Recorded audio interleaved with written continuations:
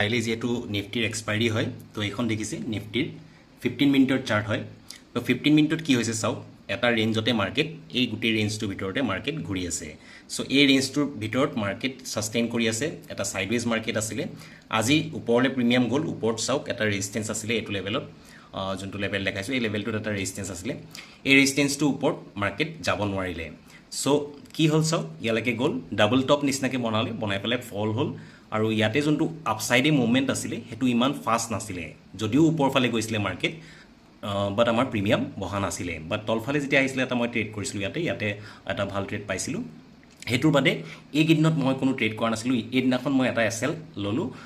এইদিনাখন মই ট্ৰেড কৰা নাছিলোঁ এইদিনাখন মই এটা এছএল ল'লোঁ সো এইটো উইকত চাওক এই জোনটোৰ ওপৰত বা এই জোনটোৰ ওপৰত যদি যায় ওপৰ ফালে এইটো এটা ৰেজিষ্টেন্স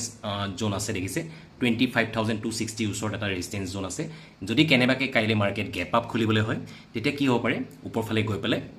এই ৰেজিষ্টেন্সটো ফেচ কৰি পেলাই তলফালে আহিব পাৰে তো স্লোলি হয়তো তলফালে আহিব এনেকুৱা নহয় যে একদম লগালগ ফল হৈ যাব তো তলফালেদি এডাল ট্ৰেণ্ড লাইনটো আমি ড্ৰ কৰিব পাৰোঁ সো এইটো হৈছে কাইলৈ কাৰণে লেভেল যিহেতু কাইলৈ এক্সপায়াৰি হয় নিফটিৰ সো